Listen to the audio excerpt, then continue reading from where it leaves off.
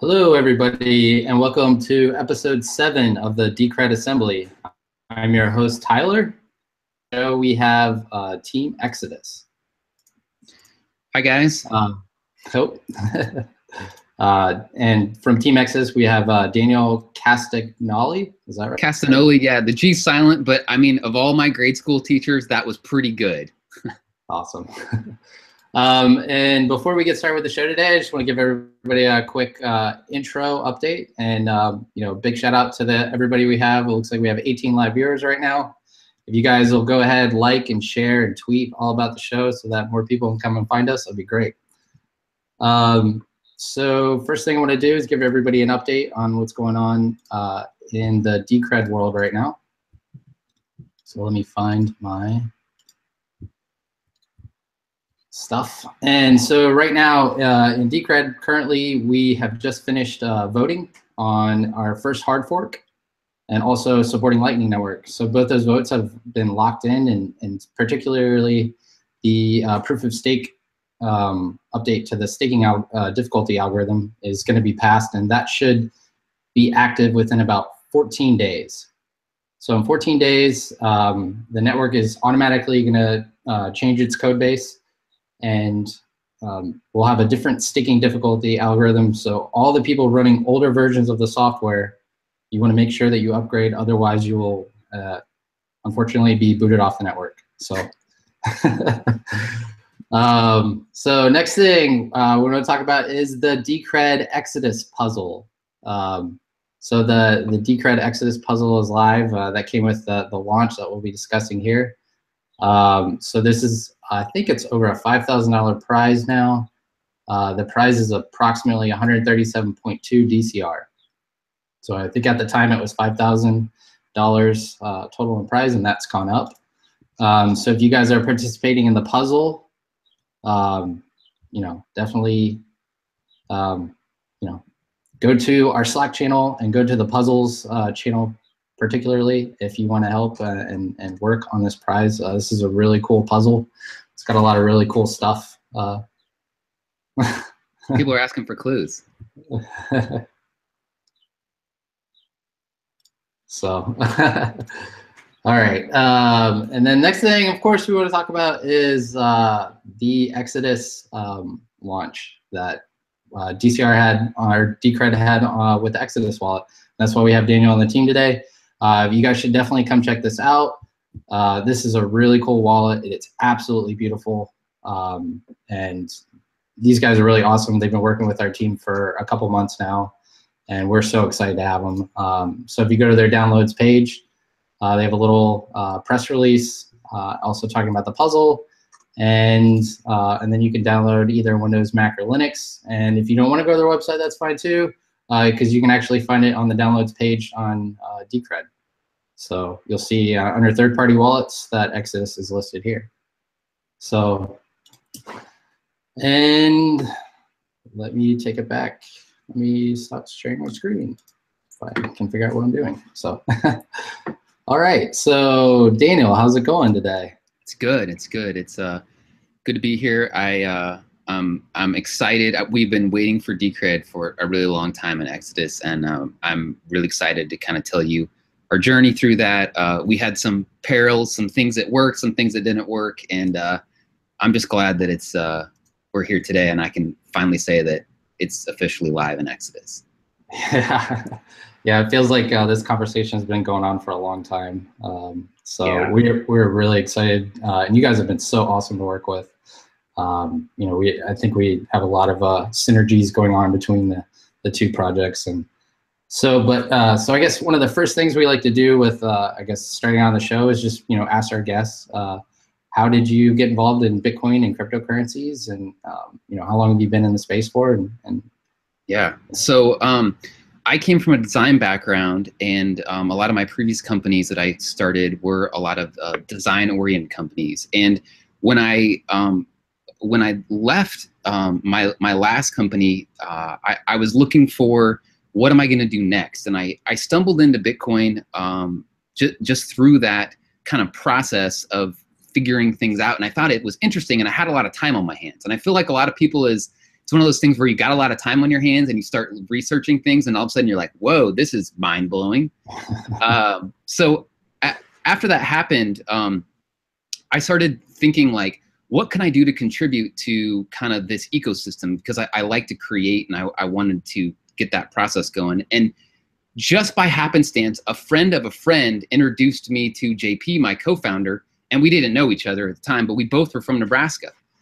He had created a Bitcoin wallet already, and so we kind of came together, had dinner one time, and just chatted about things. It took us really about 8 to 12 months to really kind of decide we were going to do something together.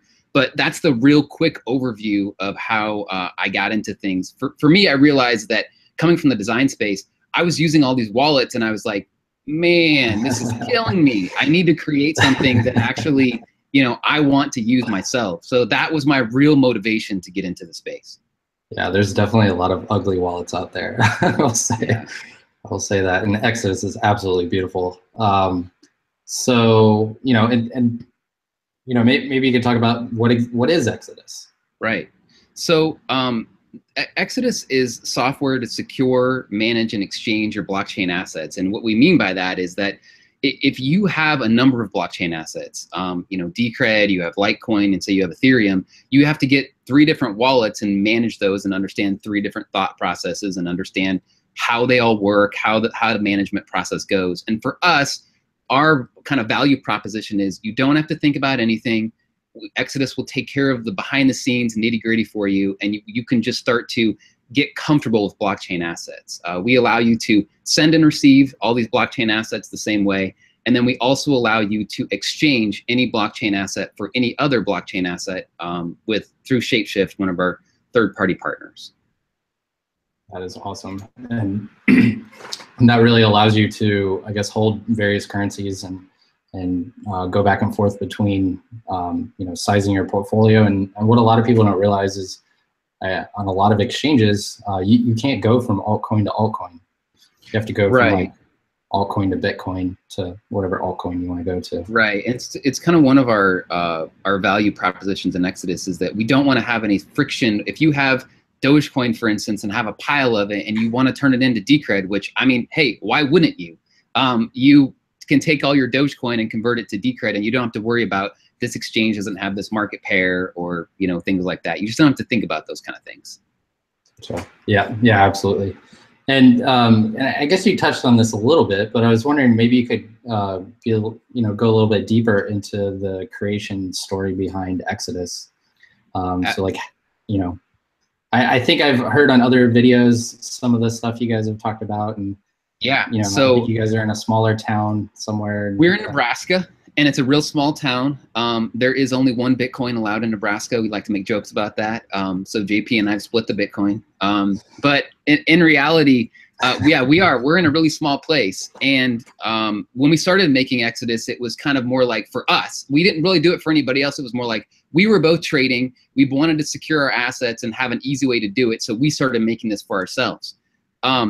Then what happened was there was a Bitcoin there was a fintech conference in Nebraska, and Eric Voorhees from Shapeshift came to that fintech conference. We didn't know him at the time. We had no idea who he was, but we both looked at each other and we're like, oh man, we got to go talk to him because we want to build Exodus and integrate with Shapeshift. It was like actually one of the main reasons why Exodus was created. We wanted to be able to exchange assets with no counterparty risk and be able to like not have our stuff hosted on exchanges and just wait.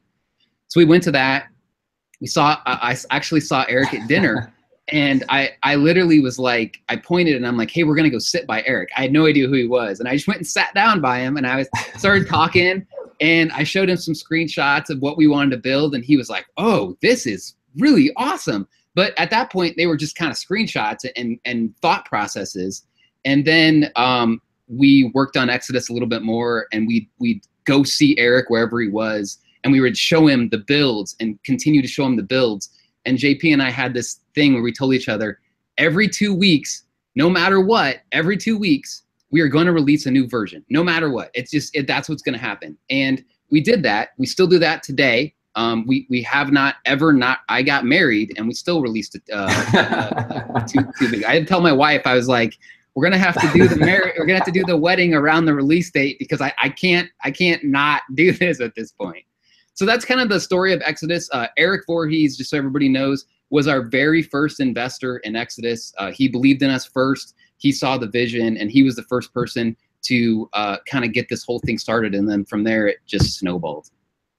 So when did Exodus start exactly? How long have you guys been around for? We had our very first builds in October 2015, and they were all private. Eric saw it in like I think November or December 2015, and that was our very first build. If you go to our release page, you can literally scroll all the way down to the bottom of the release page, and you can see the very first Exodus release that people could get their hands on, and it was in late 2015. Gotcha. Wow, that's awesome. And you guys have, I mean, because, you know, I think a lot of people know about Jax, but not quite as many people have been talking about Exodus because until you guys, you know, until our projects kind of wanted to sync up, I had never even heard of Exodus. And I mean, I think it's one of my favorite multi-currency wallets, that's for sure. Yeah, we definitely keep a more lower profile.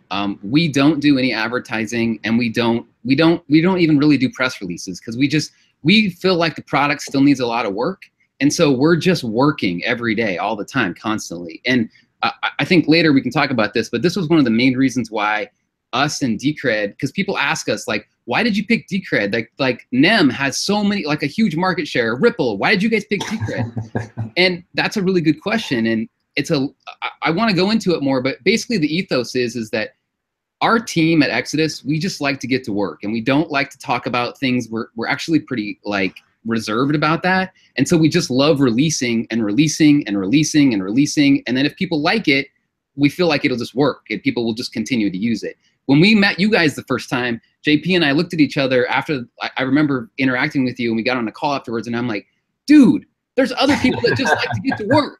This is going to be great. So, and from then on, you know, we had a great relationship with your community. Yeah, that's awesome. Yeah, I mean, that is definitely exactly how our dev team likes to work. They just like to get shit done. They're not about hype, you know, I would say primarily all about, you know, just continuing to deliver good work and let the product sell itself. So yeah, and we deal with a lot of assets and a lot of teams, and you know, I still say to this day, like when I saw your guys' documentation, I saw the way you guys had organized your stuff, I was blown away. And it was the main reason why we were so hyped on it, because you guys like were this sleeping like underground giant, and I was like, I've been involved in so many like assets and they don't have their documentation this tight, and so it was just really awesome. And although we don't want Decred to have people know about it, because we just want to continue to try to like collect it. And so it's one of those kind of, you know, things where you're like, I don't want it to become popular yet, because I'm still not done working on this. I still need a couple more Decred. Yeah, exactly. Gotta get staking some more and so forth. Yeah, right. I totally get that. So, and you mentioned that Eric Voorhees was one of your first investors. I was wondering if maybe you could talk about maybe some of your other investors, if you have any. And yeah, sure. So we, after Eric, we did a round on Bank to the Future. And if you're not familiar with that, it's a platform that, you know, Exodus hasn't done a token sale or anything. We're traditional, old school kind of VC financing. And so this is, we believe, a tried and true model. But for us, what was really important was we wanted relationships. We wanted the relationships with the people that have been in the space. So Bank to the Future, Simon Dixon is that runs Bank to the Future. We had a relationship with him after talking to him about our product, and we did a campaign on there. We raised $368,000 on Bank to the Future, but that was at the Bitcoin price of $600. So we had a choice at that point in time of, do we hold or do we convert to fiat? And since we're a Bitcoin company, we just held it. And we felt like that was what we needed to do to drive the product forward, because we believed in the product and we also believed in Bitcoin as a store of value. So that benefited the company tremendously, obviously with the you know, high increase and rise in price. But also for us, all of our company, all of our employees, everyone gets paid in Bitcoin. So we try not to touch fiat as much as we can. Now, we do have fiat and we have dirty banks, and it's one of those things that we don't like. We'd love to get away from it, but we still have some vendors or things we have to do with banks. But as much as we can do with Bitcoin, and especially if you're working for us, you're definitely getting paid in Bitcoin, and you're gonna have whether you like it or not. Yeah, well, it's on our jobs page. It says if you work for Exodus, you are going to get paid in Bitcoin. And for us, it's one of those things where we don't want somebody that doesn't believe in actually the ecosystem. If you don't hold digital assets, understand digital assets, if you're just a really awesome programmer, we think you're a great person, but you're not a good person for our team, because it's really important that we kind of all have to mesh with the same. We call it a little bit of you got to have a little crazy to be able to work with us. That's awesome. Yeah, no, I wish there were more companies that held to that, and I imagine probably that 600 BTC price ended up working out for you guys. It did. It could have went either way. We got lucky, but we also said to ourselves, we don't need a lot of money because we don't have fancy offices. We don't have fancy anything. I'm in my basement right now in my house, and everybody at Exodus can work anywhere in the world. So we don't have an office, and we don't have a lot of fancy stuff. We just tell people to get to work and just produce great content, and that typically doesn't cost a lot of money with people that love to do the work. And I think you guys could probably say the same thing, because most of your people are probably getting paid with your asset, and so that's even more to a testament of what you guys are doing. Yeah, and just to speak to that, so our marketing people get paid $30 an hour in Decred, and it's paid out once per month. And then our developers get paid $40 an hour, I think is the rate and these are contractors. And then these are all paid out of the development subsidy funds. So nice. our core developers are actually paid through Company Zero, which is totally outside, because what would have happened is if Company Zero would have been being paid with DCR when the price was so low, to burn through all the DAO funds. So what that is allowed the project as a whole to do is actually retain those DAO funds, so that when this proposal system, which is coming out in the next 1 to 2 releases, is going to be able to allow the community to have a good sizable fund to commit for work. But that's primarily only what's been paying our contractors to date. Nice. So nice. Which is pretty cool. Nice. So yeah, I want to talk more about Exodus. And so, how does Exodus compare? How does it differ from all these other multi-currency wallets like Jax and stuff like that? That's a good question too. So the main thing in Exodus that we do that I think is the biggest differentiator is we love to make things work correctly and not add a lot of features in Exodus. So here's a great example of that. We have had so many people from the beginning of time tell us, please do a mobile app. Please do a mobile app. Will you guys do a mobile app? Hey, when can you do a mobile app? And here's the thing. Exodus doesn't work the way I want it to work today, just on the desktop. And so I feel like we have a lot of work to do to make this a beautiful experience. Number 2, people that use mobile only use mobile. I know you guys all know these people that are just only use mobile. They're more dangerous than even desktop users because they don't know what's going on. I feel like digital currency is like evolving to them. Believe me, we are working on mobile and we want to do those things, but I feel like it's important to get the product correct and then expand once the product is correct. So when people ask like what's different about Exodus, the 2 main things are we are all about reliability,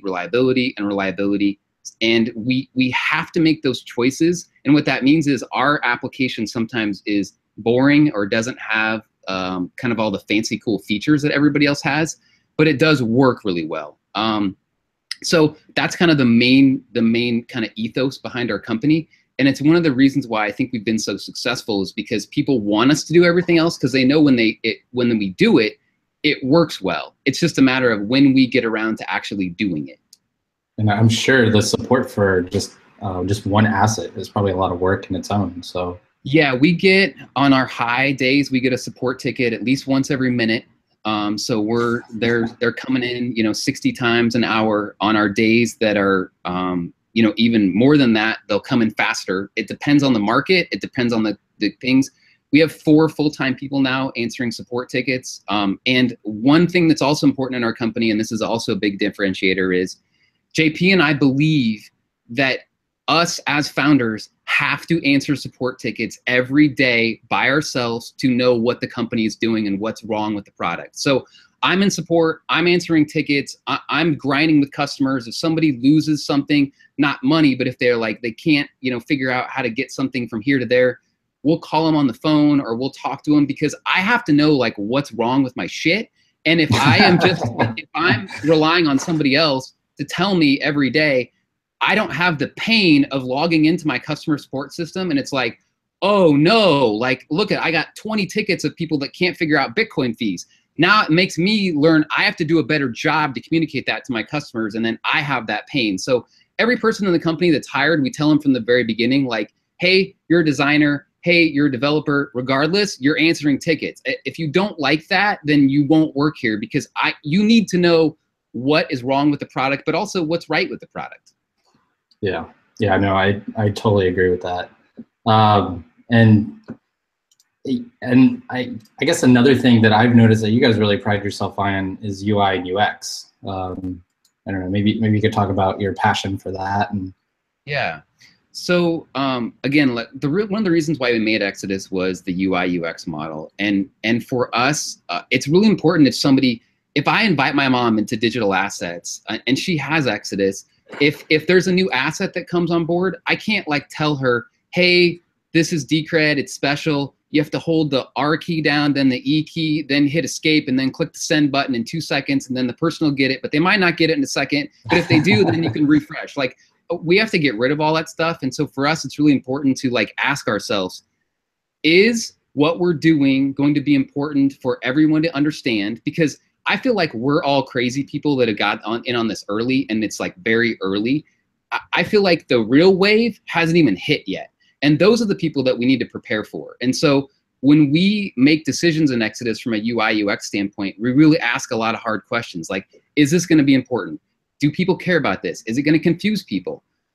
We also have something in Exodus that we do that's a little countercultural-ish, which JP and I talk a lot about ourselves, and we say, what can we take out of this release? And we ask ourselves that question, because we try to like make it as solid and as streamlined as possible. And if we can get rid of stuff, then that even makes like us focus on the right things. So sure. UI UX for us is the #1 driving value. All of our decisions come from that. I want to talk about Decred staking too later, and talk about like what we're thinking from a UI UX standpoint on that. And know that every decision in Exodus starts from UI UX, and then everything builds on top of that. And we've had tons of things that have just not worked. Like we think it's a great idea, we build onto it, and it's like, oh man, that works like shit. Like that's terrible. we can't do that. And so it just sits in the the side channels in our developer builds until it's right, and then we start to have people see it. Yeah, and I will definitely say that having people with that mindset in our space will really, I think, benefit the entire market in so many ways. Just really having these easy to use wallets to make things easy, especially multi-currency, as crazy as things are getting now. Yeah.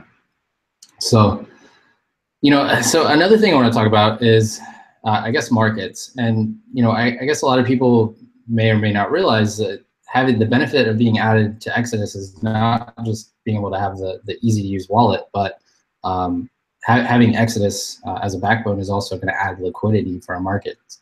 So I was wondering, maybe you could talk about how does the liquidity of Exodus plus Shapeshift is it going to benefit Decred's market and some of your other assets markets? Yeah, this is an awesome question. This is something that no one ever comes to us and says, hey, will you add liquidity to my asset? Because people they just assume it's going to happen. There's a lot of things behind the scenes that we do that people just take for granted. And it's cool for us, though, because when it works, they're like, oh, of course that worked. And for us, we get the satisfaction of knowing like all that behind the scenes work actually paid off. So yes, what happens is a couple things. And there's a good example of this right now on Shapeshift, because Decred has been going up and going down on Shapeshift. And I want to talk about that as well, too, and why that's happening.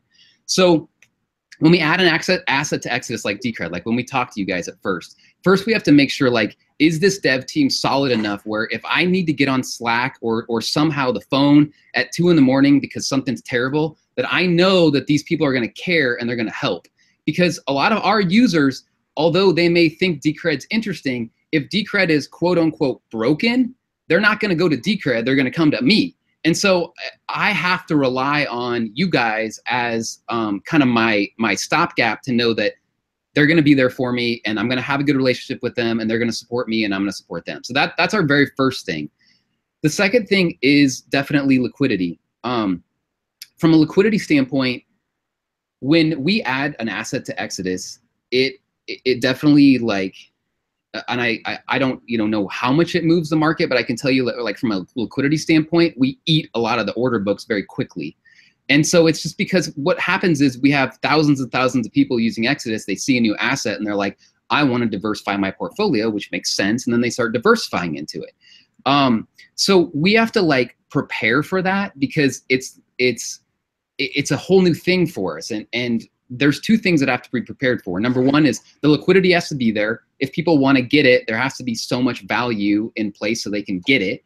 But the second thing also is, like, all these are on-chain transactions in Exodus, remember? So it's like the Decred daemon, so to speak, has to be able to just blast through transactions just constantly and know what's going to happen. And so each Shapeshift does an awesome job at this, and we're removed about a lot of this. And thank God that they do what they do, because every asset is different. Like, for example, you guys have this proof of stake thing where your UTXOs, when they come back, they're unconfirmed.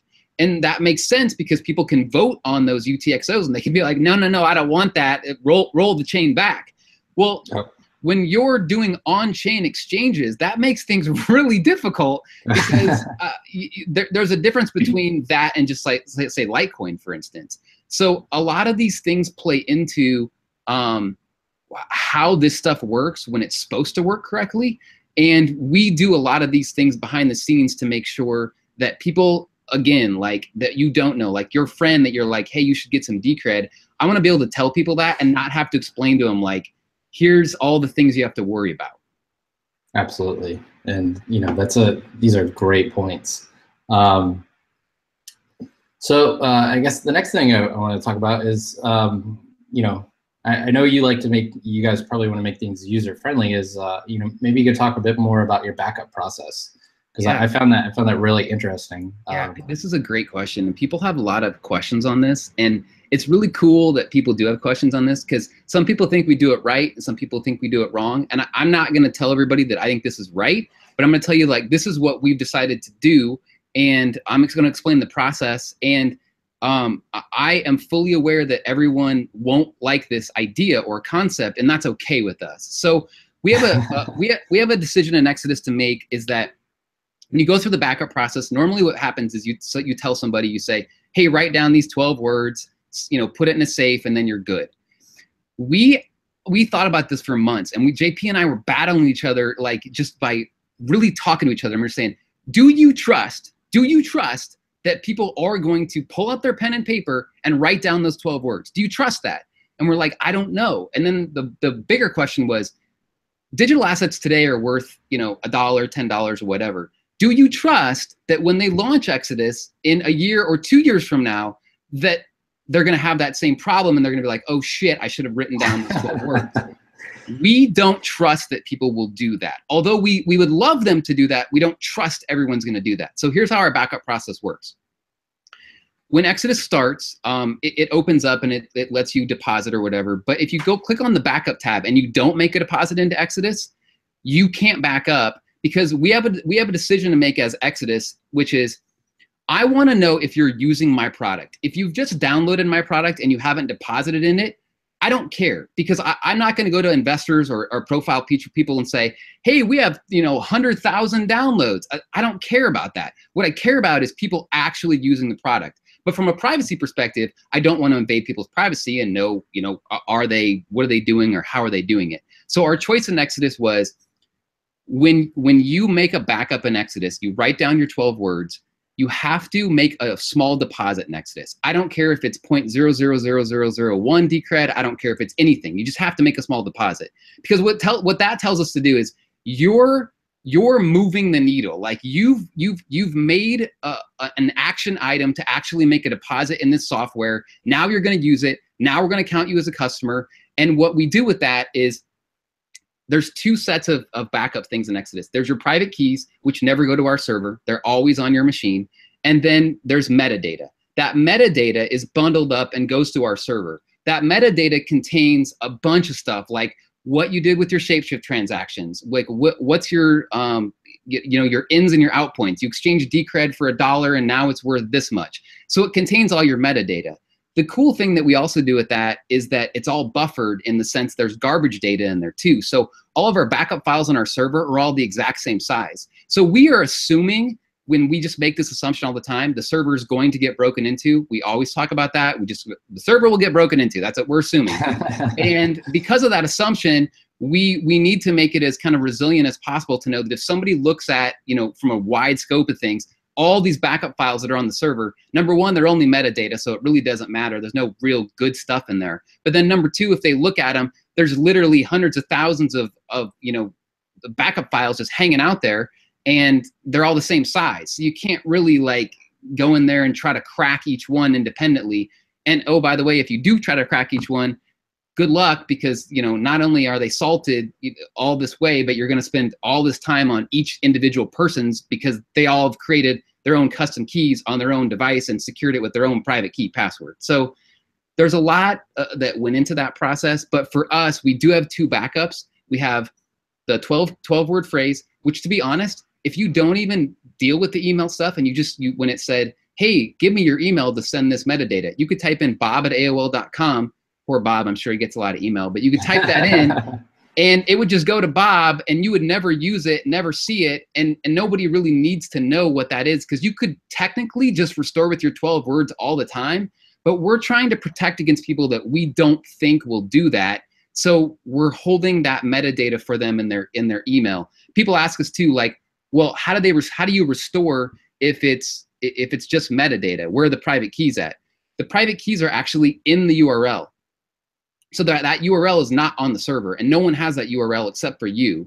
So with that URL, that's kind of an encoded version of those private keys, and that's why that private key is never on the server. So with your email backup and the server, you can combine those together and kind of restore your Exodus wallet.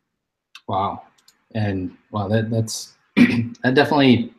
I mean, from a UX standpoint, you guys really looked into that, and I think our devs would probably have other opinions, because they're definitely security nuts. And but yeah, and I think this actually goes into another topic, which is I'd love to talk about what Exodus is bad for, and who shouldn't use Exodus, because sure, there is a lot of people that I tell every day when I get tickets, don't please stop using Exodus. Will you please uninstall it and go to a different solution? Because if people ask me can I sign transactions with Exodus? No. Can I set my own custom fees with Exodus? No. Can I combine UTXOs into Exodus and make my own custom output? No. There's a list of things that you can't do. And if you are asking me those questions and you're intense like that, I love you, because you're the person that I created this whole operating system, this whole fundamental process on. You're smart, but you do not need our product. You just don't. You need a product that is a core level product. You guys are always going to have the core Decred product. It's always going to do a lot more than Exodus, and it's always going to be a lot more than Exodus. It's just a different mindset on the customers that are coming in. And we are fully aware to know that most people, and maybe even most people watching this video, that are just intense and that are very I know Dave's out there, he's watching this. It's this is not the wallet for Dave's and all the people that are doing this process. It's the wallet for somebody to come in and be like, oh, I have a bunch of Ethereum, which I made a bunch of money on. I want to exchange that for Decred. Then they do that, and then they're like, what is Decred? And then they start looking into that process, and then that education model is we hold their hand to get them into these assets, but they will never be a person that really cares about signing transactions or combining UTXOs or anything. we don't think that that's the model fits for them. Yeah, no, and I think we have enough really complicated products out there, so having some easy user experiences would is definitely gonna help bring more people into this industry. So, and I guess we already talked about this, but mobile wallet plans in the near future. I mean, how far out do you think you guys are from possibly having a mobile wallet? So whenever anybody asks us how far out, like, or anything like this, I always tell people it's a long time. Like, so long you won't even know about it. Only because, again, remember at the beginning of this thing, we don't announce features early, and so I never tell people like, oh, mobile's going to be ready in a year or 2 years. I just tell everybody, it's not ready. We're not going to do mobile. It's never going to happen. We just never get. So if you don't like it, that's it. But to be fair, we are working and thinking on mobile. We're in that thought process. For us, mobile's dangerous because we know it's going to open us up to a lot more people that have no idea, like, already what digital assets are. And so that's scary to us. And so we know we have a lot of work to do on our kind of models in order to get those people ready to have that happen. And so we are more than happy to tell everybody if they want to use a mobile product. There's a lot of other products. We talked about Jax earlier. They're a good mobile solution that you can hold a lot of assets on. We love the fact that they're there because they provide a niche for us and a way for us to tell people, like, please go use this product. We don't feel like we're ready to make Exodus mobile yet, only because when I want my mobile app, I want people to love it just as much as they love the desktop app. I worry if we balance the two, it's like I'll have a half-baked mobile app and then a half-baked desktop app, and I don't want that. Yeah, absolutely. So I guess my next question kind of takes us back to, Decred and stuff. But so, Exodus today only really supports some really big currencies. I mean, we're talking Litecoin. I mean, obviously Bitcoin, Litecoin, Dash, Dogecoin, and Ethereum. Yeah, and some ERC20 assets as well. And some tokens. So, Decred, in my opinion, is one of the best there. But I'm obviously heavily involved in the Decred space. But so how did you guys find Decred? Like, what brought you to even start having the conversation about adding us? So this is a funny question. We had just occasionally people will bomb our support all the time, like, add this, add that, add this, add that, do this, do that. And occasionally, every once in a while, we'd get this person that'd be like, add Decred. But what was interesting is the person that would tell us to add Decred, they would have like these just like reasons, like deep reasons on why Decred needed to be added. It wasn't just like, you need to add Decred. It was literally like, hey, you really should think about Decred because they have a great governance model. They have this staking model. The community is and then they would go into all these like just long kind of reasons to really back up their decision. And we thought about this and we were like, this is weird because usually people just come on, they just bomb us with stuff, but these people are like intelligent and they really like have this thought process behind why they want this added. And so we started looking around and looking at it. And I to be honest, I didn't know what it was, only because we get so many people asking us for stuff so much that when we looked at it, and I said this earlier, like I looked at it, and first of all, you guys have your design, like the colors, the way it's put together. You guys have a branding kit, which for me as a person, if I see any asset, especially like under the top 20, that's like lower with like a complete branding kit, and I downloaded your branding kit. This was actually, I've never told anybody this before, but I downloaded your branding kit and I opened it up, and then you guys had categories in your branding kit on like what assets should be used in what ways, like darks, lights, everything. And I sat back in my chair and I'm like, shit, this is a sleeping giant, because nobody understands that is where things have to happen. And so to me, that was the gold. I found that on Ethereum early on too. They had a branding asset library where I downloaded it and I was like, whoa, these guys are intense on their branding. You guys did an awesome job. And in fact, you guys even went like even further than I've ever seen, because you had like animated GIFs and like all these like, social interaction icons. And I was already sold at that point. But then we went into your community. We started talking to people, and actually, even before we got into your community, you guys were asking for this. That's right. You guys were asking for people to do Decred integrations, and I think you were like asking on socially online somewhere. And yeah, so there was a Google form.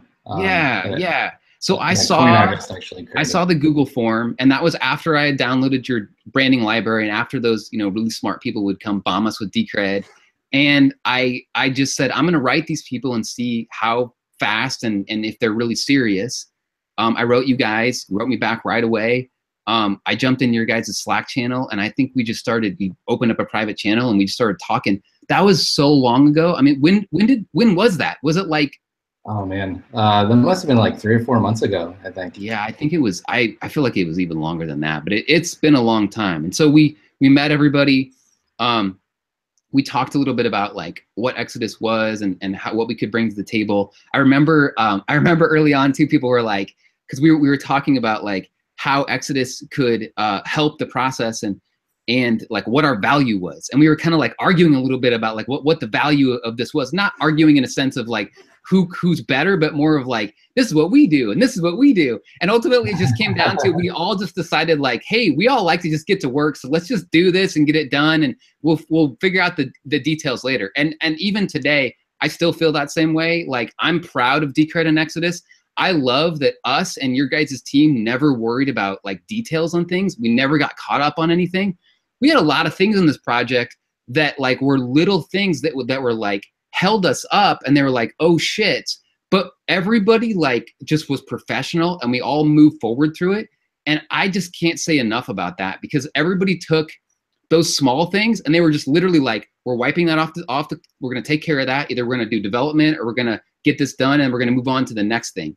And it's awesome. I mean, I still tell JP, man, I hope we find more communities and people like that, because it really like progresses things forward, besides people arguing about like, oh, it should be this way or it should be this way. It's just like, let's forget about the things that are only a 2 out of 10 and work on the stuff that's really important. Yeah. And that is so awesome to hear. Because I know that, I mean, our devs they're pretty much on call like all the time. I mean, you know, I ping them with random questions. I know other people do. We even have Dave, who's our lead dev, answering support questions. And yeah, Dave's an animal. There's a couple times where we needed Dave, like with the Shapeshift integration and stuff, and I'm just like, hey, can you jump on can we talk to the Shapeshift guys together? And he would do it, and we talk to the Shapeshift guys together. And your guys' product is different. I mean, in a good way, in that the staking is different. There's a lot of different things, and it's helpful that he's there, because I couldn't answer a lot of those questions, and just you guys, the availability, in the way that you guys are just available and to work with us, it's awesome. Yeah. Well, I have to tell a side story about the release, the night of the release, that's really funny. But I also want to, if we have any questions from people like that are watching, I'm happy to take, you know, random questions too. Yeah. So yeah, we'll take questions towards the end of the interview. So any of the people watching, please you know, stay on, and we'll be answering questions later. You can start asking questions now, and I'll scroll back through. So I'm gonna tell this side story about the Decred like launch, because this was nobody knows this except for JP and I. And so we built the Decred launch. We're getting ready to like put it up on the Exodus site, and we do it. We put it all up there, and then I always, just because I'm just insane, I just take our builds and I run them through virus total. Which, I mean, we have all separate build machines that are all air gapped. I shouldn't have to do this, but I just do it because I'm crazy. And for some reason, the Windows build, like literally 7 minutes before like the clock struck, when the clock had to strike, said it had this virus in it. And I looked on virus total and I'm like, what in the hell is this? And then I looked up the virus, and it was like, this virus it says this virus always gets tripped, and it's, you know, it's a false positive, blah, blah, blah. But I just couldn't, like, I couldn't in my right mind, like, release it because it's there. And so if somebody asked me, like, did you see it and did you release the product? I would have to say yes. And so I just couldn't do it. So I'm looking at my clock. There's 7 minutes left. And the time's important here because I talked to like coin artists and we talked about like getting the puzzle out at the right time. And so I'm like stressing. I'm like, well, dude, maybe we just don't release Windows. Like, what's gonna happen? And then JP, my co-founder, he's like, dude, it's a false positive. I'm gonna rebuild Windows with a separate version number, which will make the hash different. And then we'll re-upload it again. And I bet you that just by chance, it's not gonna grab it. We did it. I looked at my time. It was like 1 minute left. It was on the server. I scanned it. It was totally clean. And then, you know, we launched and everything was totally fine. But like, there was a minute there where I was just like, this is going to suck. Well, let so many people down. Yeah. So, and speaking about the puzzle, maybe you could talk about how the Exodus and Decred puzzle came to life. Yeah. And it is absolutely beautiful, guys. I'm going to pull it up here while you're talking real quick, but okay. Yeah, I don't have anything to do with the beauty of the puzzle because I did not make it or have anything to do with it. I created the web page around it. But when we were talking about the Exodus integration, you guys have these kind of crew that creates these cryptographic puzzles. And we were talking about like what we could do for the integration. And Coin Artist was saying, yeah, we'll create a puzzle for you. And we kind of talked through that iteration a little bit. She was the one that ended up doing all of the legwork. And when I saw it, I was blown away. I was like, this is awesome. And so she asked me to create a web page for it.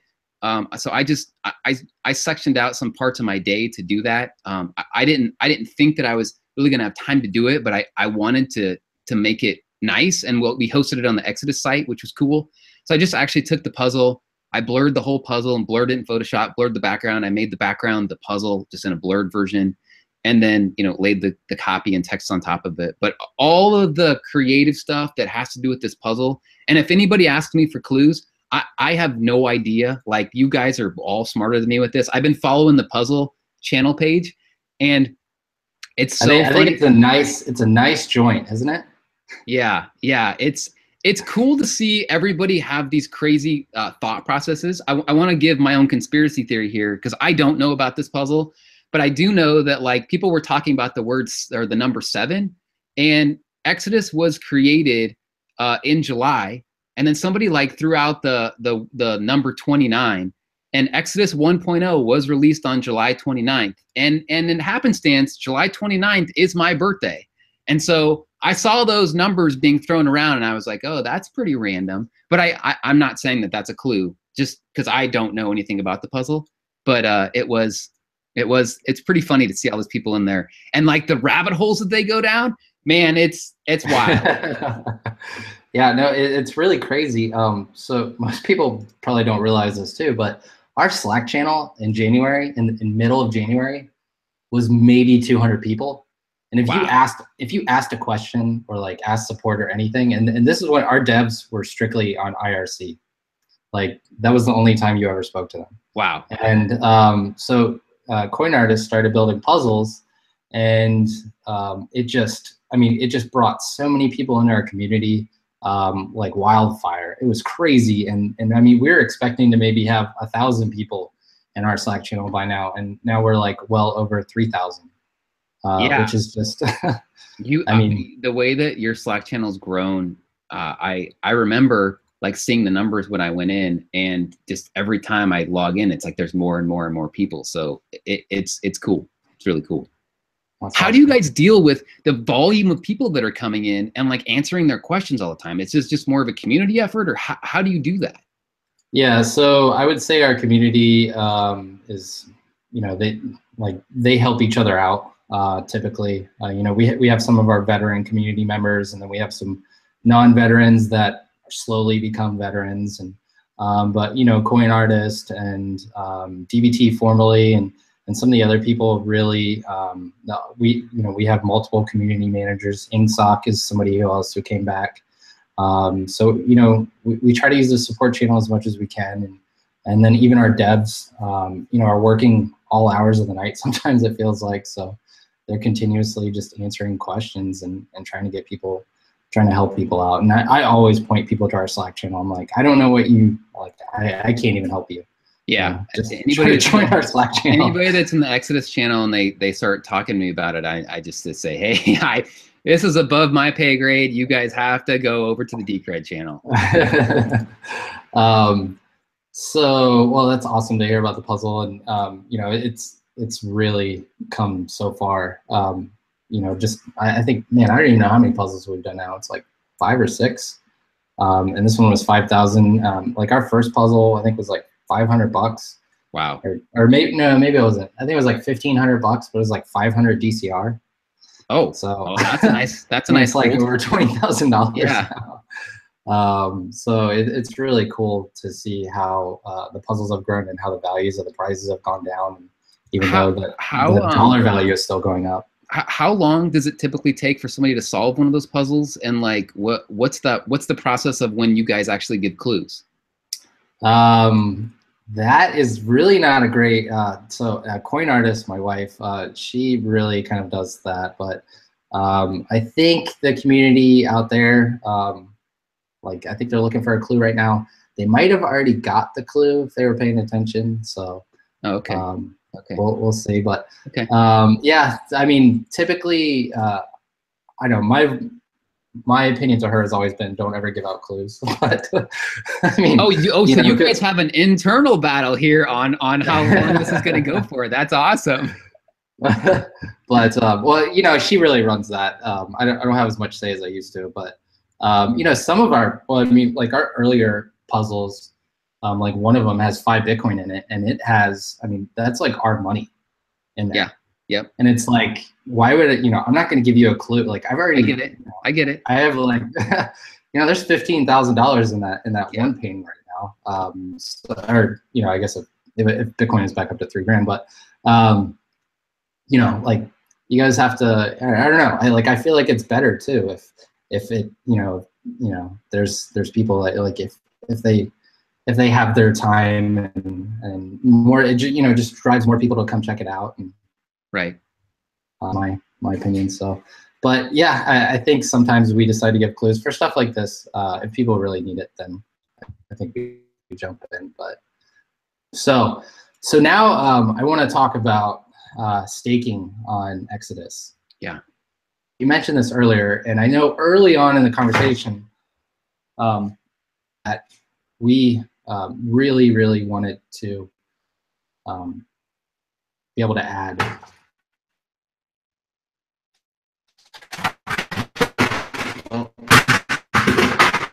Sorry. So if you could talk about staking on Exodus, that'd be awesome, and I'll be right back. Cool.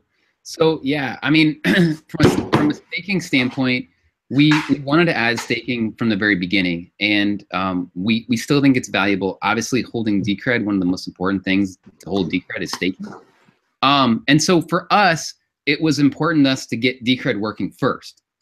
So obviously, before we got all crazy and built the whole staking castle, we wanted to get Decred actually working first. Now it is working. I still think you have some liquidity things to do. Like Decred is offline at Shapeshift right now, and that's not a great experience. If somebody comes on and they want to exchange for Decred, they can't today. I'm sure the next day or two it'll probably be back online. So we still have some behind the scenes things to do to get the Decred experience perfect.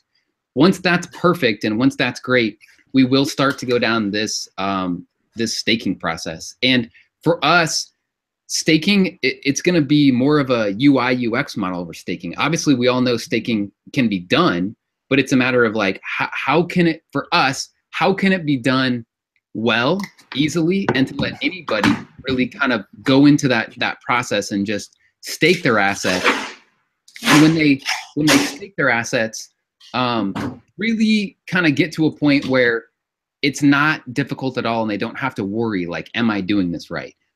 We've started the process of experimenting a little bit, but we haven't actually got to the process of saying, this is what we want, and this is how we're going to do it, and this is why we're going to do it. I'm not sure if you heard all that since you were packing up a box for UPS. And I will say that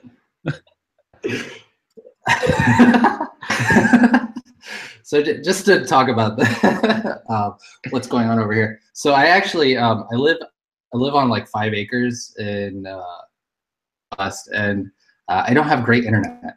So I actually have to bootstrap off of a phone. So I'm actually tethered to, and I have like a booster, and I've been trying to boost my internet signal so I get better video quality because people have been complaining. And so recently, I brought the cell phone booster inside the apartment type of recording, and I duct taped it to my window. Got it. Okay. And unfortunately, I don't know if fell off. So I don't know if I don't know how much I'm breaking up right now, but my booster is still like trying to kick back in. Okay. Well, I'm if anybody else has any like questions or audience stuff, I'm happy to take those. I'm happy to go into more staking stuff too. It's early on for us. We haven't, like, I can't tell you today what it's going to look like or how it's going to do, other than we are actively investigating it. And also in Exodus, we haven't done any special thing with any asset to date. Like, there's no special stuff in Exodus for, you know, Litecoin yet, or Dash or anything. So this would be the first real special thing that we do for an asset in Exodus. And again, because of our relationship with you guys, and because we're so impressed with the community, that's why we decided to go down this road. Awesome. Can you hear me okay now? I can hear you okay. Okay. You do break up every once in a while, but it's more challenging for me to like think, what is he going to say now? So I wanted to talk about what are your opinions on UASF and BIP 148, BIP 149 type stuff? Yeah. So in Exodus, we don't necessarily care. I mean, obviously, I want all the networks to scale. I think network scaling is a good thing. I want more people to come into the product. How that gets done, or how that process works, I'm not a person that's going to get into it and say it should be exactly this way. I just want the networks to scale. From an Exodus perspective, we have to take a hands-off approach and know that if there's some reason that the networks fork or the network split or something happens, people obviously have control of their private keys. So for our users, it doesn't matter too much, other than they can still control both, you know, sets of chains if they have to, because they have the keys. They'll be able to go both directions. We also rely on a lot of third-party providers, like for APIs, for calls that are coming in. So we can't control a lot of the it's going to be this way. We have to also like look to our partners and say, if we call your API in this instance, is it going to work if these, you know, BIPs get passed? Gotcha. Yeah. And so you know, so if there is a possible Bitcoin hard fork, like could very well happen. Yep. How do you guys plan on dealing with that? Well, if there's a hard fork, we will have to we'll have to go towards making sure that people have their assets on both chains. And then we'll have to take a look at our company and say, what are all of our partners doing? Like, where are they going? Because Exodus doesn't work without our partners. We're a light wallet, so we don't have full blockchains. So we have to make sure that if we call APIs, they're calling the right thing. If we may have personal opinions on what I want to do, but if I call an API and it's not with my personal opinion, then everyone's going to be like, sorry, so that doesn't really matter. So we will always make sure that all of our customers are, number one, have private keys so they can go in any direction. Number two, if they want to leave Exodus, we encourage them to do that. They have their private keys, they can leave, they can go to any other solution they want. But then number three, whatever happens in the end, we want to make sure that we still maintain that seamless UI UX approach, which is just like, I don't want most people to even know this happened. I just want it to happen and then just have them just continue on with their day and know that it's not a big thing. If it does fork or does split, like we've seen in the past with other chains, we will communicate with them like, hey, you have your private keys. You can take these private keys and go move them to another resource or another place and then get this other asset. Maybe they'll exchange their other Bitcoin asset for more Decred. I don't know. But at this point, I have to leave my personal biases and opinions out of it because it's more for the company and what's going to be better for everybody. Gotcha. And I think that's a good approach, you know, and especially being a light wallet like you guys are. But you know, and I guess, are you familiar with kind of the governance offering that Decred offers, and like kind of how it works? So I'm slightly familiar with the staking model. I'm slightly familiar with the token model. I don't know an in-depth enough to really understand the differences of what the intricacies are. I just got back. I just got back from the Apple Store today because I just bought a new iMac because I'm going to start staking my Decred. And the reason I'm going to do that is because I want to learn personally, like how it works today, and how Exodus can make it better. And so once I'm done with this interview, my wife got, it was funny because we were walking out of the Apple Store and I was like, oh, and I also need a drone and I also need this extra thing for my thing. And she's like, how much can you carry out of here? But no, I'm going to start staking on this iMac, and I want to see how it works because I need to get more involved with it so that when we do this, I want it to be the next step of how simple it can be. I know we're not going to be able to technically, just like Exodus, do everything perfect like you guys are. But if we can get like a one-click staking thing, that's my ideal. Man. That's my ideal goal. Is to, I want to understand how it works today, and then I want to be able to, you know, tell anybody with Decred, click this button, and you'll start staking your Decred. That's my crazy thought process. But before I get there, I have to go set my iMac up and start staking the hardware. Yeah, and I guess, you know, just to tell you a little bit about staking. So when you're staking, you're voting. So typically most votes right now are for block validity, and that's just basically saying that, hey, the miners found this block on the network. Is this block good to go? Everybody says yes, then the block, you know, gets pushed as valid and gets added to the network. The other thing on top of that, which came in our recent release, was the ability to add hard fork voting. So, you know, the community came together and they said, our algorithm is jacked, man. Like, it's really messed up. Like, if you try to buy tickets, like the price just goes from like 30 Decred to like 100. I've seen the ticket price all over the place, yeah. Yeah, so the ticket crazily, and you know, that just came with the territory of building a system and not building it perfect first go. So, and with what they had planned to do was build a system that wasn't perfect because they were planning on building a platform that allowed this. Stakes, what you're doing is you're buying votes, and proposals get submitted. And when they get submitted, people get the ability to then vote on whether or not this change should happen. So if we want to have SegWit, or if we want to have 2 megabytes, and Decred already has SegWit. We've had SegWit for a long time. So we actually voted on Lightning Network integration to actually have our devs put forth effort to build the Lightning Network. But you know, and the other big change that happened was changing the staking difficulty algorithm. So a bunch of people in the community, Rada, Dave Collins, I think Jake, some other people that I probably can't think of that have been staking for a long time, and even Charlie Lee came together, and you know, they tried to figure out how can we make this staking difficulty algorithm better.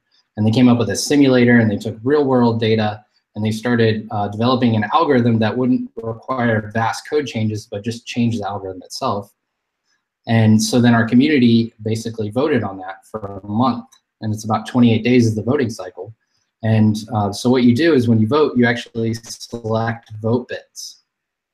So I would say yes, or I would say no, or I would say abstain. Yep. So by default, every vote is abstain.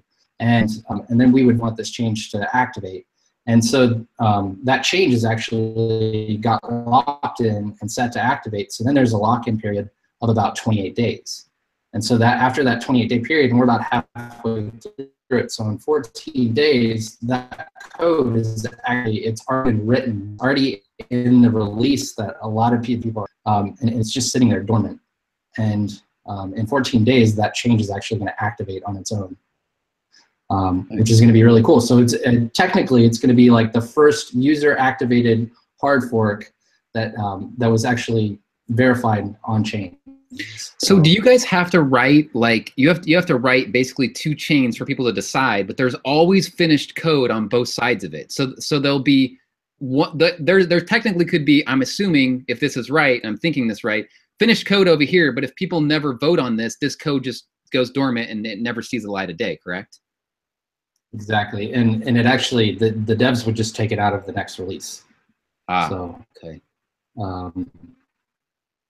And if it doesn't get voted and approved, but the code has to be finished and ready to go before you guys vote on it, correct? Yeah, that's right. Okay. So like, I think Dash, for instance, has like an Astronode system. They can make votes changes after they do then up again. Right. But right. So then the devs have to actually add it and put it into the to propagate it into the network after it's been actually voted on. Right. So they could end up not doing it, and be like, oh, you don't want to pay us anymore? Well, screw you. Got it. Okay. So, and is there voting that takes place on anything that's not code related, or is it always just code related? So yeah, that is the next big change that's coming. We're going to have a proposal system, so where people are actually going to be able to vote on a secondary layer that's not going to necessarily be on chain. It's going to be anchored to the chain. It's going to be off chain, where people are going to be voting on basically funding proposals. Right. So one of our devs could be like, hey, I want to take this new timestamping thing you guys did, and I want to do something really cool with it. And they submit a proposal, people on it, and it gets funding. And then after it's funding, the devs go and build it, and then it gets pulled into the release. And then we would actually vote on whether or not to add that feature to the actual network. Cool. So like, yeah. That's cool. And we, for us, we're obviously gonna stay in your guys' Slack channel and continue to, this to us is just the beginning of our relationship with you guys, because we need you guys to help us answer those questions. And I'm sure when I start staking my Decred, I'll start to learn about the process, but I'm excited to get you guys involved in the process of our UI UX knowledge, but then you guys understanding the technical parts of it and how we can make it great together.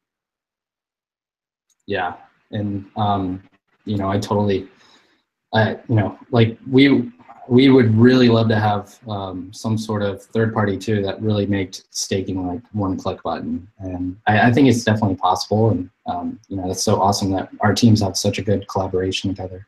Yeah. So all right, I think we're probably gone through. I still have more questions, but I want to kick some questions back out to the audience. Audience questions. Yeah, let's get some audience questions in here.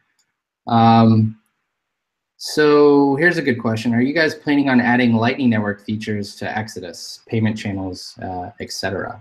Yeah, I mean, that kind of stuff excites us a lot on a lot of levels. Number one, like being able to just send assets quickly and not have to deal with the normal processes is awesome. Lightning Network also opens up a lot of possibilities with exchanging, and there's a bunch of stuff that you'll be able to do with it. So yes, but like anything, I'm not going to tell you it's going to be ready, and we're working on it right now. It's exciting to us, but I got to work on Decred staking before I get to any of that stuff. Absolutely. Good question. Yeah. All right. That's an awesome question. Hey, let me say this. Let me say this as we're going to the next question. If anybody's watching this, and they like what Exodus is doing, we are hiring people like crazy, like mad. I can't get enough customer support people. If you love the UI UX part of Electron and JavaScript and Node, go to exodus.com/jobs. This is kind of me going on my little tangent here, but we would love to have you talk to us, because we are building the team now, and we have about 7 people, and it's going to grow a lot more than that. So definitely get in touch with us. If you even have a skill that you think we would love to see, email us, and we'd love to talk to you. Okay, back to our regularly scheduled show. That's good. Staking on the roadmap. All right, come on, guys. Give us some good questions here. I'm looking back through the chat to see if anybody asked something. I know Coin Artist asked initially, like, am I staking my Decred? I think I answered Apparently that before. not. Like, I'm not yet. But everybody that I'm in the Decred channel is like beating me over the head to do it. I've just been working on Exodus so long, I haven't. There's a YouTube channel, a guy named Box Mining, and he like talks about Decred a lot. He was on our last episode, actually. Oh, it was? Okay, that's awesome. I watched his stuff, and I'm actually going to create a skin in Exodus for him. A lot of his content's awesome. So hey, shout out Box Mining if you're watching this. You know, we're going to get you into Exodus for a skin. And I saw a lot of his Decred videos too. So I'm excited to stake, and maybe I'll be hitting you guys up with some questions here in the next couple days when I can't figure out how to do it yet. Definitely get easier, and there's a GUI wallet that you can use that's built for Mac and Linux, and then we have another wallet for Windows that's called Prometheus. But yeah, it's getting there. So, but for me and for anybody watching, do you guys have like a Mac OS like tutorial or video or anything like here's how you stake? I think there are Mac, like prior on Mac, you could only stake on the command line. Okay. And now you are able to stake in a GUI wallet. I don't know if anybody's made a GUI wallet video yet. If somebody does want to make it, we'll throw you a little tip of Decred out there. Hey, I'll be on top of that. If somebody makes a GUI wallet, like how to stake with Decred thing, I will throw some Decred your way as well. I would love to see it. Awesome. Yeah, so community members out there, you guys go make an awesome Decrediton wallet or Prometheus wallet video, and we'll throw you a tip. So I think somebody had a question on whether on how this staking algorithm was actually going to change. So what I want to do is show you guys what's going to happen. So right now, this is the ticket price and how it varies from round to round. So a round is roughly like 12 hours long, and during that round, you know, you can buy staking tickets for 41.15 DCR. And what happens is the following round, so like everybody, when the price drops to the bottom, everybody buys tickets, and they just, you know, we have a full, like every block is full. People are competing. Everybody's like paying high fees. Yeah, you guys are doing your like ICO sales in those blocks. Yeah, exactly. Exactly. That's exactly what's going on. And people are like, you know, paying these really high fees to get their tickets in over other people.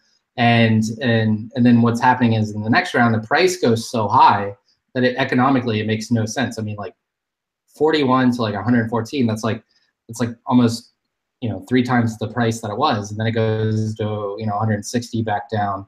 And then so it goes, you know, typically in this crazy oscillation period where it goes, you know, 1 round of cheap and then 3 rounds of expensive and then back down.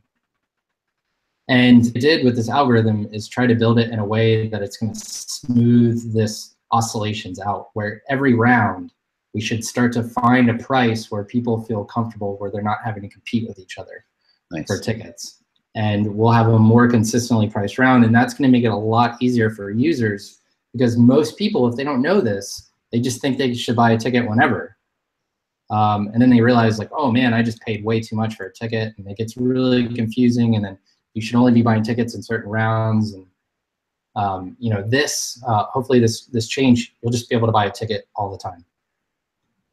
Yeah. So yeah, that is that.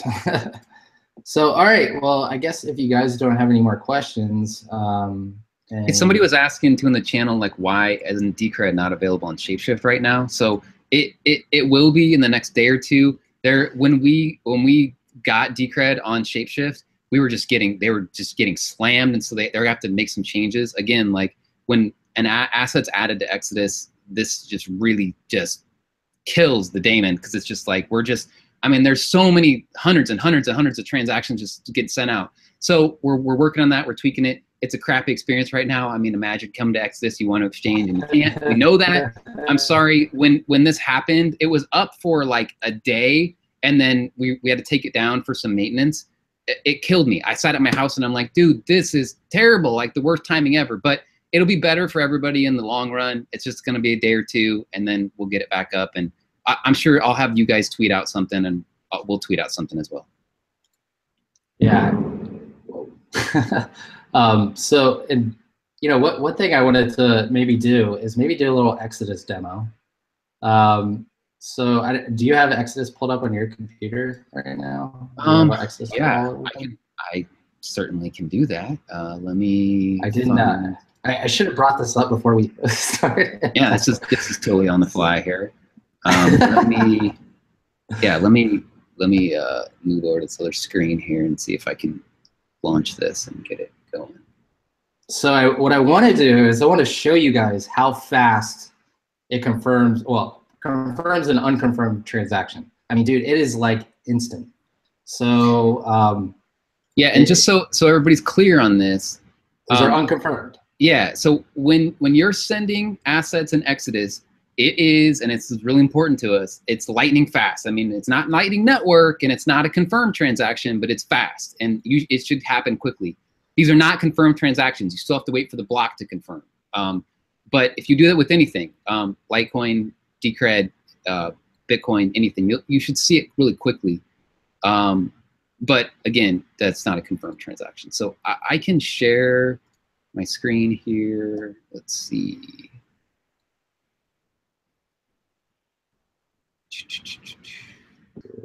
Get screen share. Okay. You guys see this? And I need to figure out how to do mine real quick. Oh, look, there's no Decred in this one. This is an old build. Let me fix that. No. Yeah, man. Look, come on. It's like, come on. Well, now my screen sharing thing is not working. Oh, man. All right. Well, if you can bring up yours, I will just send for mine. Yeah. Whenever okay. Now, I got this here. Now you guys will see like extra assets in here that are not in Exodus. But it's fine. These things are. There's a lot of stuff. There's a lot of stuff that is that we have a bunch of assets working, but they don't work as well as we'd like them to. So until we're sure I can't lose our money, we will not lose your money. Okay, so if you send me an address, maybe you send it to me on Slack. Okay.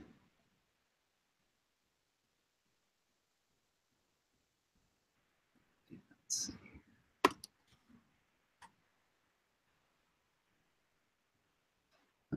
Okay. Come on. All right. Let's see.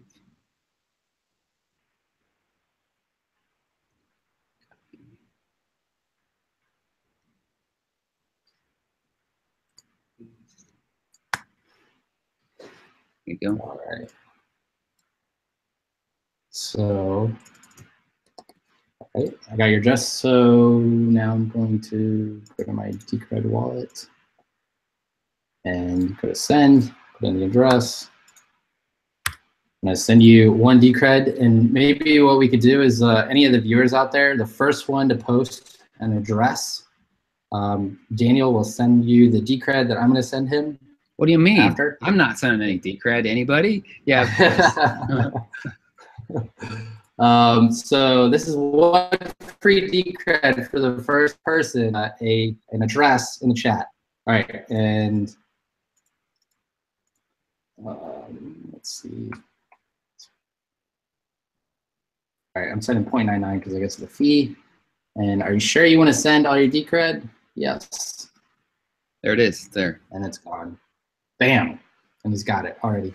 So here it is. I'll open up. Elysium Core is the winner. Oh, okay. Nice.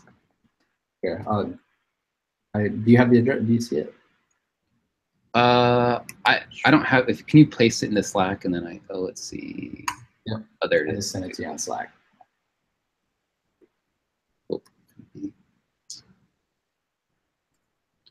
So this is not confirmed yet, but I'm sure I will use some other funds here. So just paste that in there. One. Send, send. There you go. Bam. It's gone. Awesome. So, well, really cool. So awesome having you on the show. And check out the wallet, guys. I mean, look at the skin too. We have our own custom skin. It's really cool.